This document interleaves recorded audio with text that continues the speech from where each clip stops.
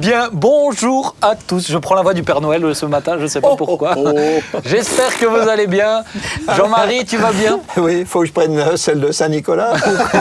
Ça va, Jérémy? Très bien. Bonjour à tous, bisous, je vais très bien, Bisous, en pleine forme. C'est bien, bisous. Bisous, Nathalie, ça va? Oui. Bisous Tu à vas tous. bien? Oui, très bien, merci. Tu as Ben. des très belles lunettes, je voulais te le dire. Je voulais te retourner le compliment. Mais franchement, alors elle n'irait pas à tout le monde, mais à toi, je te On vois. va boire un Merci coup. beaucoup. On va y aller, nous, on va vous laisser alors. On a le droit de se faire des compliments de temps en temps aussi, on s'envoie Oui, souvent des on est taquets. Donc, bienveillants quand même, bien sûr. nous. Mais nous, on n'a rien eu, nous. Hein. Nous, Oui, non, mais parce qu'il faut avoir quelque chose de joli à dire, hein, tu vois, mais De toute façon, elle sent le voilà, poisson. c'est ça. Et tu m'as tendu la perche en même temps. C'est vrai, j'avoue. Écoutez, chers amis, on est très heureux d'être avec vous une fois de plus. Et j'aimerais commencer cette émission avec une première thématique. Égoïsme, est-ce inévitable? Alors, je vais commencer avec un petit fait divers pour appuyer mon propos, ou plutôt appuyer ma question. Pendant le coronavirus, 2 femmes, alors elles sont passées aux infos, ces 2 dames, hein, mais 2 femmes de 34 et 44 ans ont tenté de se déguiser en grand-mère afin de bénéficier du vaccin contre le Covid mercredi à Orlando. Mercredi à Orlando, en Floride. Rapporte le New York Times. Habillées avec un bonnet, des gants et des lunettes, elles se sont rendues dans un centre afin de profiter de la campagne de vaccination, pour le moment réservée aux plus de 65 ans dans cet état. Et ce qui est fou, c'est qu'elles ont pu bénéficier d'une injection et c'est à la 2e qu'elles ont été arrêtées. Non. Ah ouais, quand même. Ouais. Ah ouais, Ils sont forts. alors certains me demandent des fois où je dégote toutes ces histoires. Laissez, ça m'intéresse, mais je trouve que c'est fou quand même. C'est dans les papillotes, non? Ah ouais. Mais moi, je me pose surtout la question combien de temps tu mets pour les trouver. Ça prend du temps de Ah ouais, préparer ça ces prend du émissions. temps. Sûrement, oui. Mais ça prend du temps. Mais pour moi, ça illustre bien ce propos. Mais est-ce inévitable d'être égoïste, d'être égocentrique, de faire ça? Je trouve que c'est horrible. D'un côté, on peut comprendre, allez, elles sont inquiètes, etc. Mais elles vont jusqu'à se déguiser en grand-mère Incroyable. pour Le prendre... subterfuge. Mais pour prendre la vaccination d'autres personnes quand même. Alors, c'est vrai que l'égoïsme est quand même un défaut qui a une mauvaise presse. Je pense qu'aujourd'hui, si on dit à quelqu'un « l'égoïsme, ça a du bon », il te regarde avec les yeux ronds, quoi.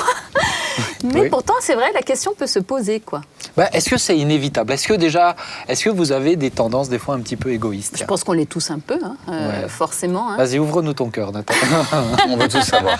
Vas-y, on va se mettre tous les 3 à cette table et on va Je pense que t'écouter. des fois, c'est même salutaire d'être égoïste. Oh là, alors vas-y, explique-nous.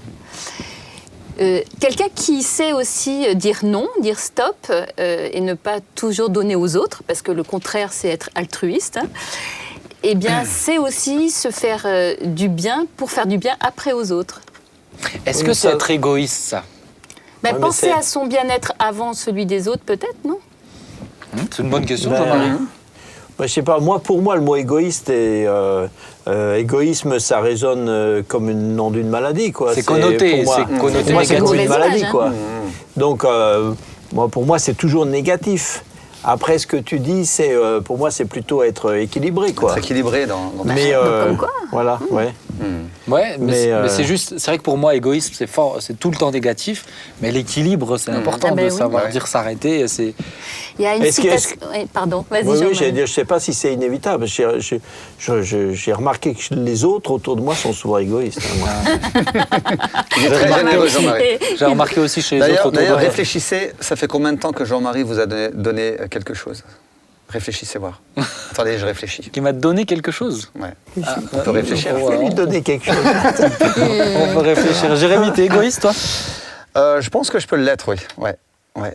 Et autant je pense être généreux, mais il y a sur certains points où j'ai des fois un peu de mal, plus de mal. Ouais.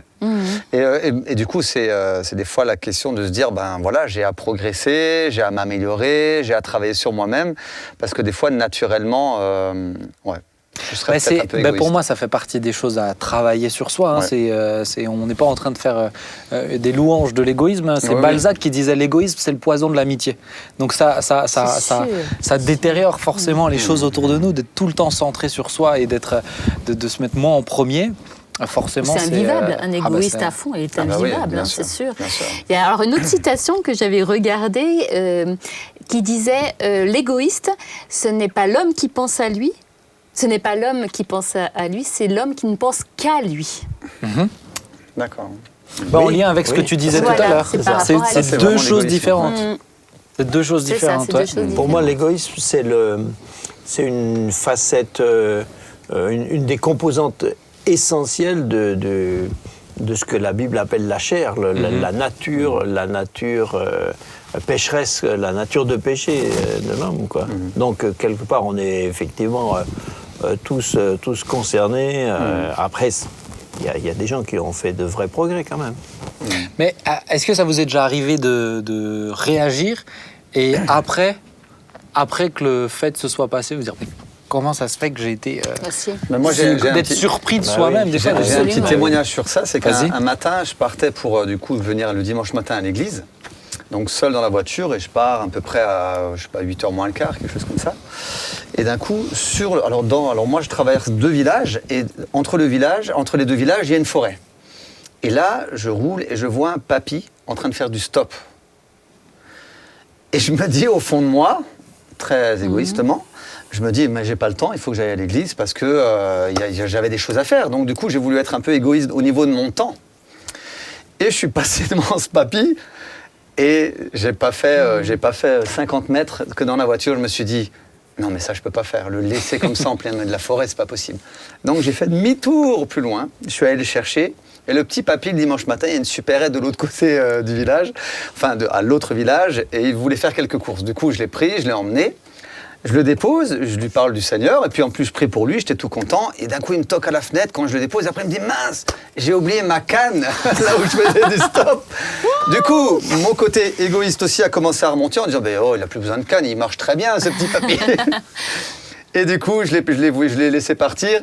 Et là, je me suis dit, non, il faut que je retourne chercher cette canne. Donc, tu vois, je suis chercher la canne. Je suis revenu au village, je lui ai donné la canne et je suis parti. Et bien sûr, j'ai dû donner de mon temps. Mais oui. J'aurais pu être hyper égoïste dans le sens où je pensais qu'à moi parce que j'avais des choses à faire. Des rendez-vous et tout ça. Mais à la fin, je me suis dit, mais ça, c'était quand même la chose la plus importante à faire. Ouais. Mais des fois, c'est sur les petits détails. Hein. Moi, c'est tout Oui. bête, hein, mais je vois quand on va manger et qu'il reste juste une viande en plus ou un truc comme ça, c'est la tentation de dire allez. Le manger, c'est vrai. hein. Allez, je la prends. Mais c'est fou, parce que des fois, on se dit, mais c'est désespérant. C'est désespérant. Alors, il y en a des pires que d'autres, hein, je suis sûr, hein, mais je te visais pas, toi, Jérémy. Si, tu me regardais très bien. J'ai bien vu que du coin de l'œil, tu me regardais. Je le visais pas, toi. Mais c'est vrai que c'est. Mais comment on peut faire pour s'améliorer? Alors déjà, il faut avoir envie de s'améliorer. L'envie d'avoir Et envie. plaire à Dieu. Je pense que ça, c'est une bonne motivation parce que sans ce désir d'être motivé à plaire à Dieu, notre nature, elle est vraiment ancrée en nous. Hein. Ouais. Mais je pense que le moteur, c'est plaire à Dieu pour moi. Moi, je me suis retrouvée aussi dans des situations, et c'était aussi une histoire de manger, justement. Je dis, une belle part de tarte en même de temps, on est en mamie. Alsace, hein, on mange bien en C'est Alsace. ça. Et là, j'ai dû me reprendre en me disant, mais non, mais il faut que tu le donnes à quelqu'un d'autre. C'est pas bien. Et je sais que ma motivation, c'était de plaire à Dieu. Mais je crois qu'il y a une parole que beaucoup de gens disent, qui sont des fois qui sont pas chrétiens. Ils disent ne fais pas aux autres ce qu'on n'aimerait pas qu'on te fasse toi. Mais oui. Mais c'est pas ce qui est marqué dans la Bible. Dans la Bible, il est dit mais fais aux autres ce qu'on aimerait qu'on te fasse à toi. C'est positif en fait. Et donc c'est un niveau plus haut, je dirais, de se dire ce que j'aimerais que quelqu'un me donne ou le temps qu'il va me donner, parce que c'est pas toujours forcément au travers de ce qu'on te donne, c'est des fois le temps. Ce que j'aimerais des fois qu'on me fasse à moi, ok, je vais le faire pour les autres. Et du coup, notre regard par rapport à l'égoïsme aussi change. Voilà, je trouve. Mais c'est Thomas Pesquet, l'astronaute, hein, Oui. qui a expliqué dernièrement, je l'écoutais dans une conférence, et qui disait que mais c'est hyper important de choisir des gens qui ne sont pas égoïstes sur une station spatiale. Pourquoi ? Parce que le moindre petit détail, à 6 mois là-haut enfermé, ça peut te détruire toute une mission. Il disait par exemple quelqu'un qui mange tout le temps le dessert de la tarte à la cerise. Il dit vous aimez cette tarte à la cerise et vous la prenez tout le temps. À un moment donné, s'il y a quelqu'un d'autre qui aime cette tarte à la cerise, vous ne pourrez plus vous encadrer l'un et l'autre. Et il disait, nous, on s'est rendu compte que instinctivement, c'est fou quand même, il disait sans en discuter, mais moi je voyais qu'un tel il préférait ça, l'autre il voyait qu'un tel il préférait ça, etc. Et on se le laissait à chaque fois à l'autre, sans se le dire, pour que chacun il laisse ce qu'il aime et ce qu'il apprécie. Dire ça, c'est ça qui fait qu'une mission peut être menée à bien, parce que sur des tout petits détails, d'avoir de l'égoïsme dedans, ça peut tout bousiller. La vie en communauté, pardonne pas. Hein. Tout à l'heure tu disais égoïste ou égocentrique, mais pour moi, c'est pas la. Non, c'est pas tout à fait la même chose. Non, c'est pas la même chose. Ouais. À mon avis, je pense que les hommes sont généralement. Moi, il me semble avoir remarqué que les hommes sont naturellement plus égoïstes que les femmes, mais les femmes sont plus égocentriques. Oui. Ouais. Oui. Les hommes, les femmes sont. Alors, c'est peut-être aussi un petit peu culturel, je sais pas, ou de l'éducation. Les femmes sont, il me semble, naturellement plus.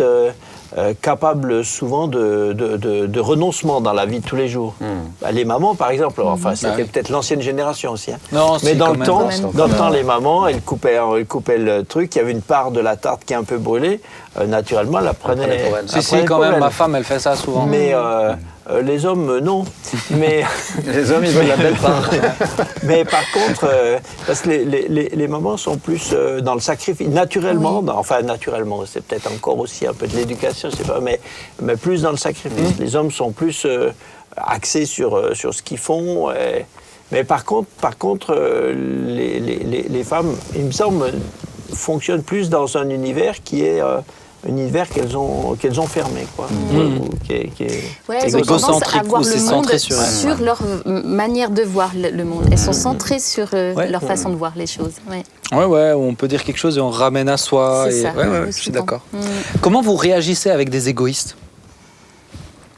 Je leur dis que c'est pas bien. Allez, vous avez dans votre entourage, vous devez collaborer avec quelqu'un d'égoïste constamment. Comment vous réagissez ? Qu'est-ce que vous faites ? Je pense qu'au début, tu dis les choses gentiment. Tu dis les choses, ça veut dire quoi ? Tu dis quoi ? Tu dis, écoute, il faudrait peut-être penser aux autres. Ouais. Voilà, il faudrait peut-être que tu fasses un effort, il faudrait réfléchir à ça. Mais au bout d'un moment, quand ça se fait pas, je sais pas, c'est difficile quand même de travailler avec des gens qui sont égoïstes, qui pensent qu'à eux et qui tournent tout vers eux et gardent tout pour eux. Ça a le don de nous agacer, quand même. Je veux dire, quelque part, quelqu'un d'égoïste, est-ce qu'il peut vraiment travailler avec d'autres personnes? C'est ça la question. Dans une équipe, c'est vraiment ça. C'est difficile. Hein.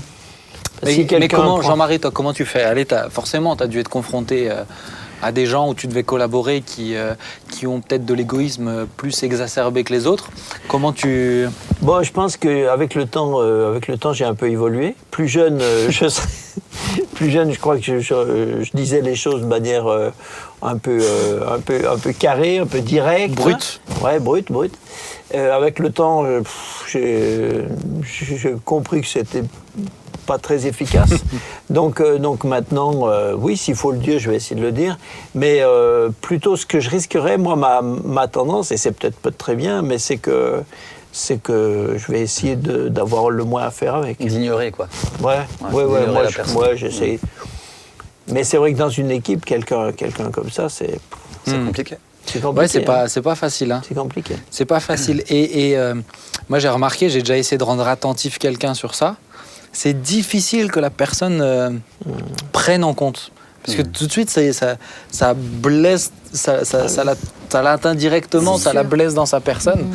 Donc non, c'est pas facile. Mais c'est depuis tout petit. Hein. On demandait, c'est une anecdote, je sais pas si elle est vraie, mais un petit garçon, qu'est-ce que c'est qu'un égoïste? Il a dit, un égoïste, c'est quelqu'un qui veut pas me donner son goûter. Donc, mais... C'est une réponse d'enfant, mais avec le temps, je ne sais pas si les adultes sont meilleurs que ça. Ouais. Est-ce qu'on peut s'améliorer?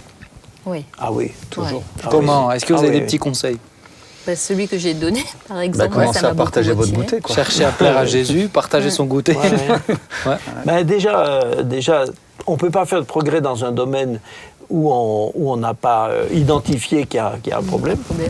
Donc si on accepte de le voir, après on peut entrer dans des stratégies pour des changements, pour inverser la tendance. Mais c'est jamais gagné définitivement. De toute façon, ça c'est la chair. Hein. Ah oui. Ouais. Mais je suis d'accord avec toi de dire. Mais je pense qu'une fois qu'il y a la prise de conscience, c'est d'entamer des choses, c'est de ne pas le laisser grandir en fait. Ça. Parce que souvent on se rend compte que si on lui laisse de la place, l'égoïsme se développe aussi. Et c'est de ne pas. Mourir à soi-même. Mourir à soi-même, ouais, c'est une bonne version de la chose. Oui. En général, on préfère aider les autres à mourir. Ah, c'est plus agréable, là c'est moins douloureux. En tout cas, voilà, je vous souhaite de ne pas être comme ces deux dames qui. Oui. Oh, mais là, Vous non, sur ce déguisez. coup-là, non. Non, Ça, moi c'est non cool, plus, sur ce coup-là, je Bon, ferais moi, pas. si je me déguise en vieille dame, ça va se voir. Ouais, ça va se voir. hein, Je ça va se voir. l'imagine un peu, Mais t'es Jean-Marc. pas forcément obligé de te déguiser, Jean-Marie. en vieille dame. J'ai l'air Oh, pas on mal. le sent d'humeur taquin, hein, celui-là. En tout cas, j'espère que vous ne serez pas comme ces deux femmes de Ça, non. 34 et 44 ans, vraiment. J'espère, Jean-Marie, Elles ont fait que fort, tu hein. ne feras pas comme elle le jour du vaccin. Un peu de rouge à lèvres. Un peu une de petite rouge à jupe. lèvres, une petite perruque, hein, on peut vite confondre. Oh. On va passer.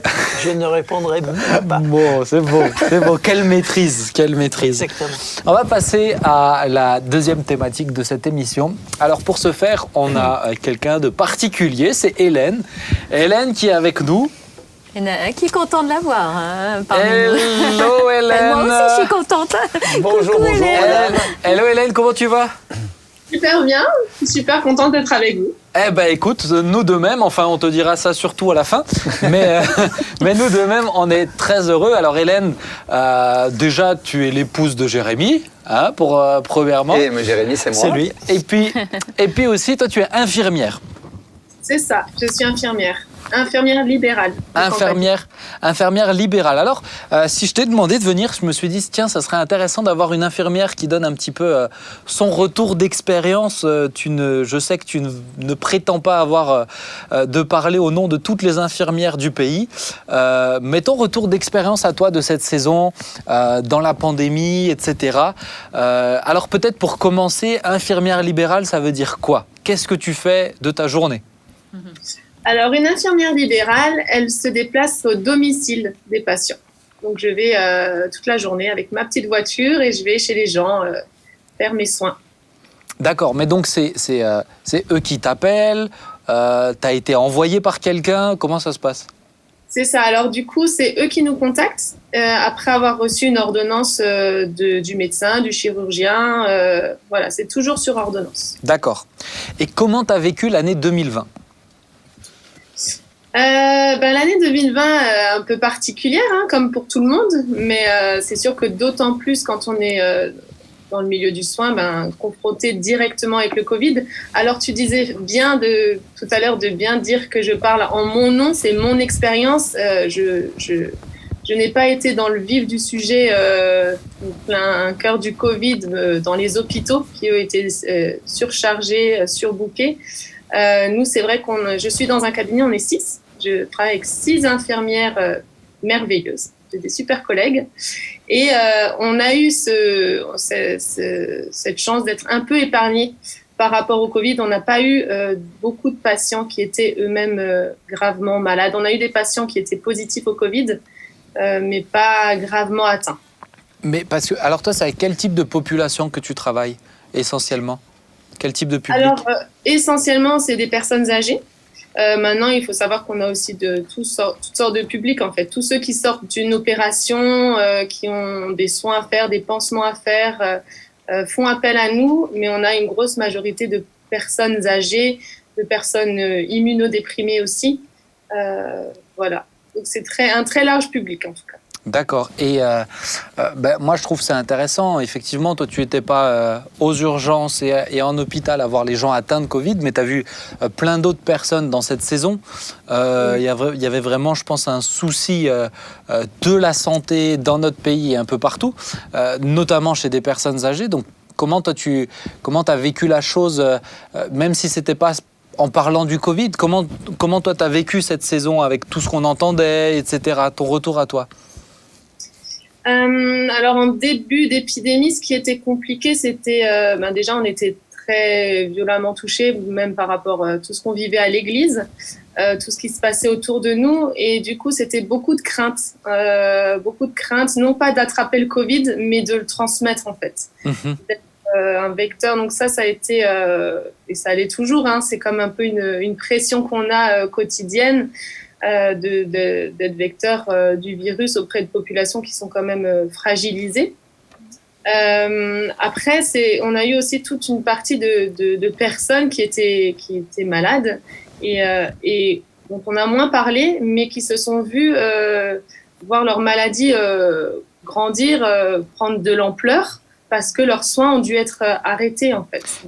T'as un exemple ou un témoignage ça te fait penser à quoi quand tu dis ça? Par exemple, le plus parlant, en tout cas pour moi, c'était une dame qu'on suivait régulièrement pour des prises de sang, qui avait une maladie grave et qui avait un traitement qui était déjà lourd et compliqué. Et en fait, quand je suis revenue la voir quelques mois après, elle m'a dit qu'en fait, elle devait tout reprendre du début, toute sa thérapeutique qui avait été arrêtée, et qu'en plus, la maladie avait augmenté énormément. Donc ça, c'est vrai que c'est des situations qui étaient difficilement acceptables, et puis pour les gens, c'est difficile, quoi. Ouais, c'est ça, parce qu'en fait, la Covid, tout le reste ne s'est pas mis sur pause. Bah oui, c'est ça. Que la Covid s'est ajoutée en fait à tout ce qu'il y avait derrière. Autant ceux qui devaient passer par des opérations qui sont plus passés en priorité, et puis tous ceux à qui tu devais faire des traitements. Toi, tu as vu des dégradations chez certains de ta patientèle alors à cause de ça? Oui, chez certains, ça a été flagrant. En tout cas, Et tu disais que tu es pas mal avec des personnes âgées. Est-ce qu'en termes d'isolement, de solitude et tout, tu l'as retrouvé aussi ou pas? Oui, beaucoup. Alors, surtout en plus lors de la première vague, parce qu'en plus, il y a beaucoup de gens qui sont déjà seuls. Les seuls contacts qu'ils ont, donc il y a nous, mais il y a aussi toutes les aides qui viennent pour le ménage, pour leur faire à manger, qui ont été aussi arrêtées. Donc il y a vraiment des gens qui se sont retrouvés très très isolés. Je dirais que ceux qui étaient déjà isolés avant l'ont été encore plus, et que ceux qui ne l'étaient moins l'ont été aussi, ont connu ça en tout cas, parce que aussi les familles ont pris beaucoup de recul, ayant peur elles-mêmes d'apporter le virus à leurs proches. Et du coup, c'est vrai qu'encore aujourd'hui, les gens sont... Chez les personnes âgées, en tout cas, on sent un ras-le-bol, en fait, de cette situation, un sentiment d'exclusion un petit peu, surtout qu'ils n'ont pas tous ces réseaux sociaux qui sont quand même là pour nous aider à avoir du lien les uns avec les autres. Et c'est vrai qu'il y en a, ils regardent la télé toute la journée. Beaucoup de personnes aussi qui me disent qu'ils se sentent emprisonnés, mais à cause de leurs proches, en fait, à cause des enfants qui ont peur et qui leur interdisent de sortir. Encore hier, j'avais une dame qui me disait ça, que ça fait presque un an, ses enfants lui interdisent de sortir. Donc c'est compliqué moralement, c'est très très dur. Ouais, c'est compliqué. Et je pense que toi, tu dois faire partie de ceux qui presque un peu sont le dernier lien avec le reste de la société. Je pense qu'ils doivent se décharger aussi auprès de toi, non? Oui, alors c'est vrai que nous, en règle générale, on reste pas trop longtemps chez les gens, mais là, on sent quand même que les gens sont vraiment contents de nous voir. Il n'y a pas longtemps, un monsieur qui m'a dit, mais en fait, vous êtes ma famille, en fait, vous êtes le seul passage, les seules personnes que je vois qui viennent me voir.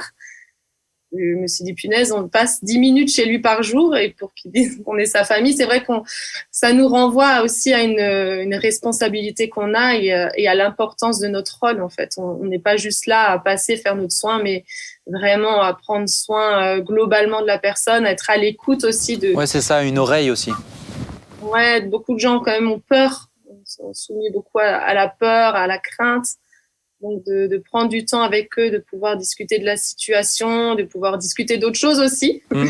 Parce que beaucoup, c'est BFM toute la journée qui tourne en boucle, donc ça n'aide pas, quoi. Ouais. Et ça va, comment tu le gères? Je pense que c'est pas que ça n'existait pas avant, à mon avis, ça s'est beaucoup amplifié dans cette saison. Et comment tu le gères, toi? D'être ce côté un petit peu l'épaule sur laquelle déverser ou s'ouvrir, ou en plus de ton métier? Je dirais que ça change pas énormément, si ce n'est d'être plus vigilant, en fait, de savoir des fois lire entre les lignes, savoir décoder un petit peu quand une personne a des petits signaux d'alerte, être plus attentive aussi à la globalité de la personne. Je sais qu'on avait un patient, en fait, on s'est aperçu au fur et à mesure du temps qu'en fait, il avait rien à manger parce qu'il avait pas de famille. C'était une personne qui était avec un handicap et du coup, on a pu mettre en place des aides à ce niveau-là. Mais si on l'avait pas vu, je pense que ce serait dégradé. Mais c'est compliqué hein, comme situation. Autant je peux comprendre même les enfants qui, par amour, veulent préserver pour que la personne ne tombe pas malade, mais autant moi je comprends la personne qui est là et qui se retrouve, comme tu le disais, Hélène, emprisonnée. Jean-Marie, toi, je sais que tu es concerné aussi. Mais moi, toute cette situation m'a fait penser aussi, enfin, tout le monde y a réfléchi, hein, quand il y avait eu ce mouvement où pendant la première, au début, là, quand à 20h, tout le monde se mettait à la fenêtre pour applaudir le corps médical, tout ça, ce qui en soi est une bonne chose, c'est de la reconnaissance, tout ça, mais je me disais, on redécouvrait que, tout d'un coup, que tout ce qui est médical touche la personne et que du coup, ça touche tout l'être, hein. Et que dans le temps, tout ce qui était médical, ça tournait autour de... En gros, c'est ce qu'on appelait la charité, quoi. Hein, l'expression, faut pas... Hein, on se moque pas se moquer de l'hôpital, là, bon. Mais c'est quelque chose qui a disparu. Maintenant, on a le sentiment que les carrières médicales, on les prend, on les choisit parce que c'est une carrière professionnelle comme une autre, quoi. C'était des branches à vocation. Oui, c'est ça. Comme les instituteurs. Les gens le prenaient comme une mission, tout ça. Alors, et on n'a pas cette attente quand on va chez son garagiste ou voilà. Tandis que là, alors à la fois on le redécouvre et ceux qui sont dedans. Alors je sais pas comment Hélène, qu'est-ce que tu penses ? Est-ce que c'est légitime de s'attendre à ce que tous ceux qui font du médical soient dans cette approche de l'humain dans sa globalité, pas juste de sa fonction, ou est-ce que c'est trop leur demander, est-ce que c'est trop leur demander, est-ce que ça s'est réellement perdu comme on le dit souvent ou pas? Moi je pense que quand on fait ce métier-là, c'est parce que déjà on aime les gens et de perdre ce côté humain, on perd la richesse de la profession. Je trouve que c'est appauvrissant en fait. Ce qui est intéressant, c'est justement d'être dans cet échange, dans cette proximité avec les gens et de ne pas être que dans le côté technique de notre travail. C'est souvent, moi ce que j'entends, c'est souvent du personnel qui déplore un manque de moyens. Trop de monde pour pas assez de personnel, donc pas assez de temps avec chaque personne. Oui, et ça, je sais que beaucoup de professionnels sont en souffrance actuellement, et d'autant plus avec le Covid, parce qu'ils ont l'impression de justement ne pas avoir fait ce travail pour travailler dans ces conditions-là et de négliger leur travail, mais parce que justement, ils n'ont pas les moyens d'y arriver, en fait, tout simplement. Ouais. Et ça, c'est très frustrant, et c'est pour ça que beaucoup de professionnels, aujourd'hui, je crois que c'est 40% en fait, de la profession qui se réoriente. Oui, mais je pense une frustration. Je crois que les stats des infirmières, c'est qu'elles le font en moyenne, elles font 6 ou je ne sais plus combien, 10 ans ou quelque chose comme ça. Il y en a qui font toute leur vie comme ça, mais très souvent c'est court. Moi, j'ai quelqu'un de ma famille qui travaillait comme ça, comme infirmière et puis agricultrice à l'hôpital, et qui a arrêté dans ce milieu parce que, comme tu dis, parce que c'est trop frustrant tout le temps dans chaque chambre de sentir qu'il y a une attente et puis de devoir quitter. Vite, parce qu'il y a le soin suivant qui arrive, vouloir le faire, c'est ça. Et de ne pas pouvoir le faire. Ouais. Donc c'est comme trahir chaque personne à la fin. Elle a dit, moi j'arrête. Hein. Mais c'est là où face à la souffrance, des fois on peut réagir différemment. Ou alors on se dit, c'est mon rôle, c'est ma place, donc je veux aller jusqu'au bout, de pouvoir soutenir. Ou alors de se dire, je me sens tellement impuissant face à cette souffrance-là que peut-être qu'il faut que je fasse autre chose, parce que c'est peut-être des fois même trop dur pour moi-même de porter ça. Et c'est pour ça qu'Hélène, j'aimerais te poser une question. Alors on se connaît bien, hein, mais comment, alors face à la souffrance que tu rencontres tous les jours, hein, face à ce qu'on vient d'entendre. Comment toi, tu arrives à prendre un peu de recul et ne pas avoir cette souffrance quelque part qui t'écrase et que ça soit vraiment trop lourd pour toi et d'être, comme dans les situations qu'on vient d'entendre, de se dire, pour moi, je me sens tellement... C'est tellement difficile pour moi de voir toute cette souffrance que je préfère me retirer ou alors je suis dans la dépression moi aussi, quoi. Comment toi tu fais pour prendre un peu de distance ? L'équilibre, ouais. Alors c'est vrai que moi, personnellement, j'ai toujours réussi un petit peu à avoir cette... alors bien sûr, il y a des situations qui nous suivent quand on rentre à la maison, mais j'ai quand même relativement la facilité en fait à prendre de la distance. Après, je pense que ce qui aide aussi, c'est d'être en équipe et de pouvoir aussi se décharger, de pouvoir prendre en charge en équipe, quoi. Je ne suis pas toute seule à porter un patient. Voilà, on est ensemble, on en discute. Et ça aide beaucoup. Et puis de se dire, mais on n'est pas les sauveurs, en fait. On peut faire notre part, on peut aider tant qu'on peut. Après, c'est sûr qu'il y a des frustrations parce qu'on sent qu'il y a le système, à un moment donné, il ne suit pas, en fait. Et puis, il n'y a pas les moyens. Maintenant, je pense aussi de se ressourcer aussi auprès du Seigneur, tout simplement des fois déposer les choses et de prier pour des situations quand on est, quand on se sent dépassé, voilà, Seigneur, qu'est-ce que je peux faire encore de plus et ce que je peux pas faire, toi fais-le, quoi. Mais je peux comprendre aussi, Hélène, le côté. Je vois la détresse, je vois l'isolement, et j'essaie d'être là pour les gens, mais de l'autre côté, il y en a 6, 7 derrière pour qui je dois être là aussi. Oui, c'est ça. Mais toi qui vois tellement de personnes souffrir de solitude et d'isolement actuellement, qu'est-ce que tu aurais peut-être envie de dire ou de donner comme conseil pour ceux qui, j'en sais rien, mais se rendaient peut-être pas compte en fait de ça. Mais effectivement, il y a une crise dans la crise, hein. Pour moi, l'isolement, c'est une crise dans la crise, là. Donc, quoi faire ? Qu'est-ce que tu aurais envie de donner comme conseil ? Je pense que dans cette crise aussi, il y a quand même des choses positives qui se sont passées. Et je pense que beaucoup de gens ont pris conscience que, ils avaient des voisins. Et là aussi, on a vu une certaine solidarité se mettre en place. Maintenant, c'est sûr que ça peut toujours être mieux. Donc, c'est un rôle de chacun, en fait, de prendre soin de ceux qui sont à nos côtés, de se soucier de des personnes qui sont un peu plus vulnérables.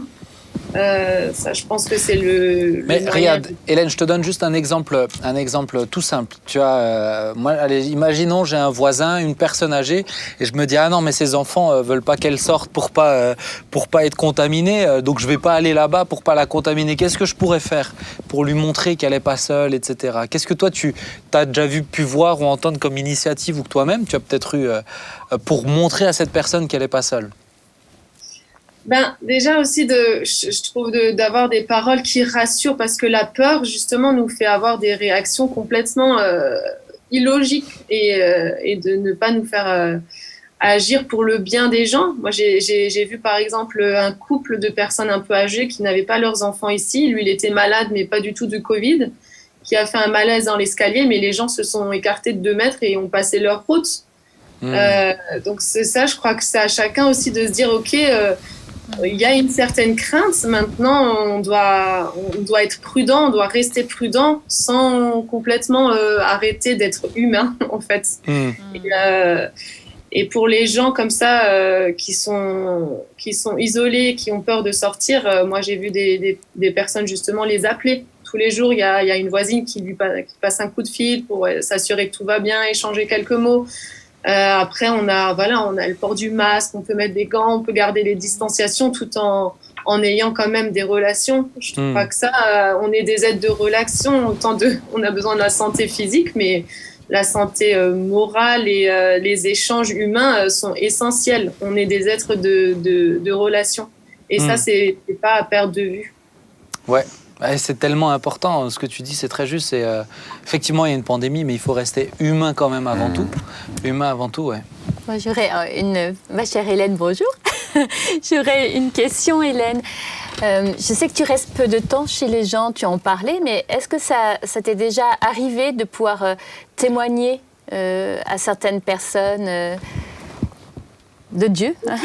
Oui, c'est arrivé, ouais. C'est arrivé à des personnes, alors pas forcément par rapport au Covid même, bien que je pense que ça soulève pas mal de questions. par rapport à la mort, à notre espérance, au fait qu'on se rend compte là que tout le monde est vulnérable et que voilà, un jour ou l'autre, on va partir. Et par rapport à la paix aussi qu'on peut avoir et d'où elle peut venir, parce qu'on se rend bien compte que c'est ni les médias, ni tout ce qu'on peut entendre qui va nous rassurer. Donc j'ai pu déjà prier avec des gens par rapport à ça, témoigner aussi. J'ai pas trop de mal des fois quand je sens que quelqu'un passe par des souffrances à proposer juste de prier aussi avec les personnes. Formidable. À être une lumière par ce moyen-là aussi. Moi, j'ai un témoignage concernant Hélène. Je ne sais pas si je te l'avais dit, mais après mon opération du mois de juillet, il y a une infirmière qui te connaissait, qui avait travaillé avec toi là-bas à la clinique, du Diaconat, 4e étage. Et elle laisse un témoignage excellent, en fait, Hélène, puisque cette dame, je ne sais pas comment on est venu à parler de toi. J'ai dû citer la porte ouverte.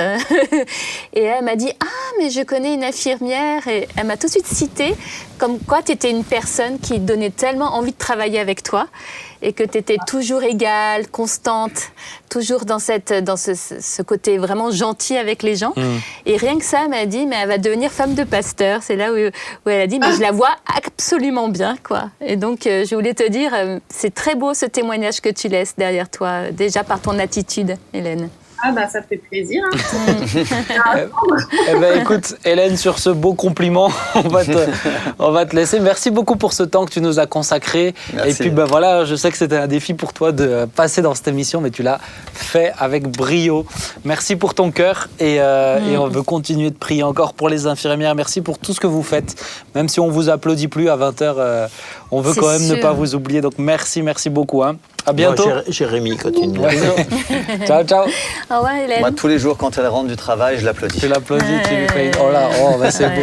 Bon, c'est pas vrai, c'est pas vrai. C'est beau. Mais le temps continue d'avancer, de se dérouler. Je voulais terminer cette émission avec une dernière question qui est liée à cette thématique et qui est liée à l'actualité. Alors, vous savez que de temps en temps, j'aime bien mettre des questions un petit peu épineuses, c'est pas le terme, mais j'ai pas envie que dans cette émission on ait peur d'aborder certains sujets, puisqu'on les aborde simplement et on donne notre opinion. Voilà, je rappelle, c'est des opinions. Mais la question, c'est la suivante.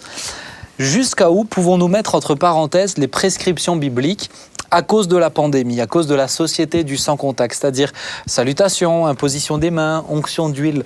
Pourquoi j'aborde ça? C'est parce que ça nous a été soulevé, je ne sais pas pour vous, en tout cas dans les entretiens, en tout cas moi ça m'a été soulevé comme question, et la question c'est jusqu'à où on peut aller, nous qui sommes croyants, qui voyons des prescriptions bibliques, alors qu'on est dans une société du sans contact, on nous demande de pas se toucher, pas imposer les mains, pas faire saluez-vous par un saint baiser. Mais c'est une petite question que je voulais vous poser. Déjà, quel est votre avis dessus? Et puis voilà.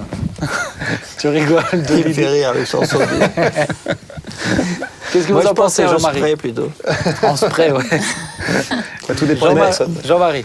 Mais effectivement, ça pose des problèmes quasi théologiques. On a le Nouveau Testament où Paul dit plusieurs fois « Saluez-vous d'un saint baiser ».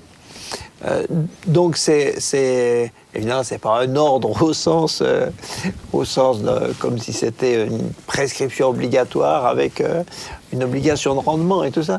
Mais c'est quand même ça pose question de voir que la situation ne nous le permet pas. J'allais dire nous l'interdit, ne nous le permet pas. Maintenant, effectivement, si ça devait durer longtemps, comment on fait? Qu'est-ce qu'on fait, quoi? C'est difficile. Même tu n'as pas cité, mais dans la liste, il y a encore la question des baptêmes, puisque actuellement, nous, on a suspendu dans l'Église de faire les baptêmes, puisque faire passer plusieurs personnes, voilà, dans le baptistère, etc. On pourrait imaginer qu'il puisse y avoir des contre-indications sanitaires. Enfin bon. Encore que je ne vois pas bien, mais bon. Mais en attendant, on a des listes de gens qui veulent se faire baptiser et puis on trouve pas facilement des solutions alternatives, quoi. Oui.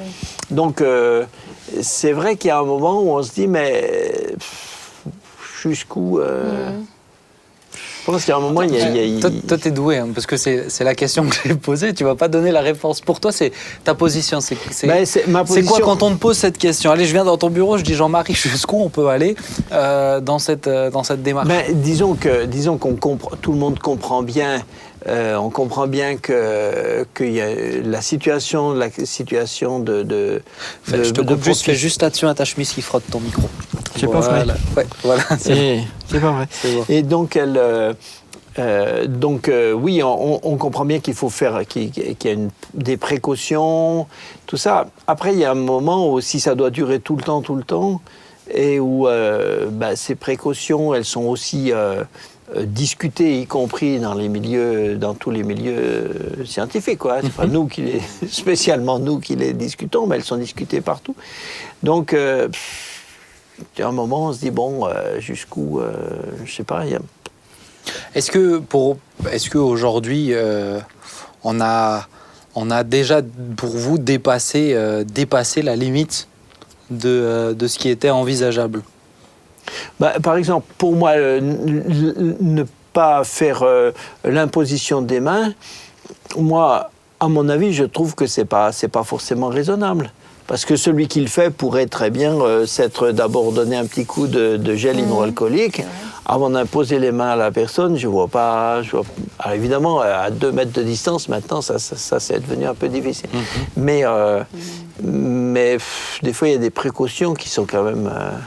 Mais moi, je me dis, c'est sûr que c'est la durée qui nous fait aujourd'hui poser beaucoup de questions. Parce que, comme tu le disais, on comprend tous que la situation d'aujourd'hui, en tout cas au travers de ce virus, de la pandémie, il fallait qu'on prenne des distances. Et c'est les distances qui ont fait aussi qu'on arrive à un peu gérer cette pandémie et de réduire, et puis d'arriver, on espère, à un moment donné, que ça disparaisse. Donc il y a aussi une question de sagesse, de me dire on ne peut pas faire tout et n'importe quoi. Mais c'est sûr que le problème du temps qui passe, à un moment donné, il faut qu'on puisse arriver à trouver aussi des solutions pour qu'on puisse réellement mettre en pratique ce que la Bible nous dit. Et notamment, et je suis d'accord avec toi, notamment au niveau de l'imposition des mains. D'ailleurs, souvent, quand on est là et on veut prier pour les gens, on va pour aller leur imposer les mains et on se dit mince, ouais, c'est vrai, on ne peut pas. Et du coup, on ne le fait pas. Moi, des fois, ce que je trouve dommage dans ces réflexions, comme dit, même qu'on m'a soumis, hein, mais c'est presque d'avoir l'impression, ça y est, on a déchiré une partie de la Bible et on ne la considère plus. Mais il y a quand même une dimension de foi dans l'imposition des mains, etc., et qu'on peut même appliquer. Moi, je suis au téléphone, j'ai un entretien au téléphone avec quelqu'un, je ne vais pas lui dire je ne prie pas pour vous parce que je ne peux pas vous imposer les mains. Absolument. Donc, il y a ma foi qui s'exerce. Ce que je trouve un peu dommage, des fois, et dans toutes ces réflexions, des fois qu'on a entendues un petit peu dans nos milieux, c'est avoir l'impression de ça y est, on se compromet, on dilue, on fait un compromis avec la parole de Dieu. Mais moi, je trouve que ça fait l'inverse. Au contraire, je trouve qu'aujourd'hui, on se dit, mince, on ne peut plus le faire, et on voit l'importance de le faire. Non, mais je veux dire de se faire de tout de suite se poser la question, ah ouais, mais on respecte pas la Bible, etc. Pour moi, c'est pas tout à fait juste. Alors, je suis allée chercher, hein, mais c'est quand même respecter la Bible, parce que, et ça, monsieur l'enseignant, maître enseignant nous le dira, mais il y a des passages dans la Bible qui parlent effectivement en cas de maladie. Il y a des précautions sanitaires à prendre. Dans le livre de Lévitique, on parle de garder les distances, de couvrir la bouche, éviter tout contact, de se laver les mains. Il y a aussi l'histoire de la quarantaine mise à l'écart. Donc, même la Bible parle de ces périodes où il faut faire attention. Donc, c'est respecter aussi la Bible. Oui, ça c'est Lévitique 13, mais c'est la lèpre et tout ça. Oui, mais c'est contagieux, la lèpre. Oui. Mais moi, là où j'ai trouvé plus difficile, c'est encore de ne pas. C'est le côté humain, quoi. C'est le côté affectif. C'est quand on rencontre une personne, par exemple, qui a eu il y a quelque temps, qui a perdu un mari, une épouse, dans le cadre de la Covid ou pas, hein, mais quelqu'un qu'on sait être en deuil, tout ça, et puis là, naturellement, on veut serrer dans ses bras, la serrer, lui montrer du cœur, tout ça. Et puis de loin, il faut lui dire, écoute, ça c'était difficile. On a tous fait des obsèques. C'est la chose la plus difficile. C'est la chose difficile. C'est la chose la plus difficile. Moi, c'est pas tellement le. Bien sûr, on peut prier pour les gens avec ou sans leur imposer les mains. Mais c'est pour ça. Mais c'est pour ça que je voulais aborder ça, parce que quand on, en tout cas moi, quand on me l'a posé, on me l'a posé dans. C'est une prescription de la Bible et on la respecte. Oui, alors ça, pour moi, le problème n'est pas vraiment là. C'est pas comme si c'était un sacrement. C'est pas. C'est ça. Regarde, pas une superstition. Aujourd'hui en Suisse, on ne peut plus chanter pendant les cultes. C'est le côté humain. Aujourd'hui en Suisse, on ne peut plus chanter pendant les cultes. Malgré le masque. Malgré le masque. Donc, je peux comprendre qu'on se pose cette question-là. Mais pour moi, il y a vraiment cette dimension on est dans le cadre d'une pandémie. Il y a aussi se soumettre aux autorités, être un bon témoignage. Il y a toutes sortes de choses qui nous font dire on peut exercer notre foi pendant ce temps-là aussi différemment. Et maintenant, si maintenant on me disait il n'y a pas de pandémie, il n'y a aucune raison. Tu fais pas ça. Tu fais pas. Alors là, c'est autre chose. Alors là, on est sur d'autres choses. Là, on parle d'autre chose. Mais pour moi, il y a une notion aussi de prise de conscience de l'autre, du prochain, de celui peut-être qui ne peut pas comprendre l'imposition des mains, le voisin qui ne connaît pas le Seigneur et qui me voit faire ça. Il y a aussi tout ça. Et je pense qu'il mérite d'être pris en compte dans un cadre comme celui-ci où tout le monde... on voit que c'est fragile comme situation. Oui, puis nous, on est de toute façon dans un état d'esprit de se soumettre aux autorités et aux prescriptions de nos autorités gouvernementales, sanitaires, etc. Jusqu'à ce qu'on ait la conviction et la démonstration qu'il y aurait quelque chose qui serait contre Dieu. Notre rôle, c'est de nous soumettre. Donc pour l'instant, on n'est pas en train de nous dire de renier Christ. Voilà. On n'est pas en train de... Voilà, donc tout ce qu'on peut, autant qu'on peut se soumettre, c'est une vertu chrétienne que de savoir se soumettre aux autorités. Donc, tant qu'on n'est pas face à quelque chose qui serait vraiment en contradiction avec le caractère de Dieu, on va le faire. Et puis, la notion de saluez-vous par un saint baiser, c'est quand même vachement culturel, parce que pour un Français, ça veut dire un baiser, ça veut dire s'embrasser, c'est le bisou à la française sur les joues. Mais ça, c'est français et c'est contemporain. Ça n'a pas toujours été comme ça. Pour un Russe, c'est sur la bouche. Hein. Ouais, mais ils le font plus. Ils le font plus trop. Non. Mais ils l'aimaient. Non, plus en ce moment. Mais les Anglo-Saxons l'entendent différemment. Et puis même en France, ça n'a pas toujours été comme ça. Il y a deux siècles, on ne se faisait pas des bisous comme on se fait maintenant. Donc c'était uniquement dans un cadre très, très, très vraiment familial, strictement familial. Donc ça peut évoluer. Donc c'est pas forcément trahir le texte que de plus faire comme on faisait avant. Mais culturellement et émotionnellement, c'est difficile. Oui, il y a de ça aussi, je pense. Enfin voilà, moi ça me semblait intéressant d'aborder la chose avec chacun, son avis, etc. Pour moi, en tout cas comme dit, autant que possible, honorer, respecter les autorités, les prescriptions. Bien sûr. C'est pas renier la Bible. Le jour où on me demandera de renier le Christ, ça sera autre chose. Oui. Mais on n'est pas dans ça. On est dans une pandémie. Et oui, il faut montrer aussi des signes de sagesse, hein, tout simplement, de sagesse, et puis de soumission, tout simplement. Mais voilà, en tout cas, que Dieu nous aide. Que Dieu nous aide et que Dieu nous aide aussi pour cette saison dans laquelle on est. C'est toujours, c'est pas terminé. Est-ce que, Nathalie, est-ce que tu veux bien prier, s'il te plaît? Avec plaisir. On va prier pour les infirmières et les infirmiers aussi, s'il te plaît. Seigneur, nous te bénissons, c'est vrai, pour toute l'aide apportée par le corps médical, les professionnels de santé, les infirmiers, les infirmières. Nous pensons à ceux qui travaillent à domicile, mais aussi ceux qui sont dans les services encore actuellement, qui sont des services vraiment très occupés en réanimation, en service Covid, et les autres services qui doivent quand même assurer vraiment le quotidien. Nous te demandons de renouveler vraiment les équipes dans leur force, vraiment à cause de la fatigue qui s'accumule. Seigneur, tu vois le besoin aussi en ressources humaines. Nous te demandons là aussi des solutions pour que les équipes puissent puissent continuer à œuvrer d'une manière à protéger la vie humaine. Seigneur, vraiment, nous pensons à chacun et à chacune d'entre eux, d'entre elles, que tu les bénisses. Je pense à mes frères, mes sœurs qui œuvrent à l'hôpital ou à domicile. Bénis-les aussi, qu'ils soient une lumière là où tu les places, qu'ils puissent être justement cette espérance qui se déplace de maison en maison ou de lit à lit. Merci Seigneur de les garder, de les protéger et vraiment qu'ils puissent vivre avec toi des moments vraiment merveilleux où ils peuvent encore témoigner, Seigneur. Merci de tout mon cœur. Amen. Amen. Amen. Amen. Merci beaucoup. Merci Nathalie, Jérémy, Merci. Jean-Marie. Avec plaisir. Avec Et plaisir. merci à vous de nous suivre quotidiennement. Ça fait plaisir aussi. Donc voilà, on vous aime et on vous dit à vendredi prochain. Ciao, ciao. Bye bye. Au revoir.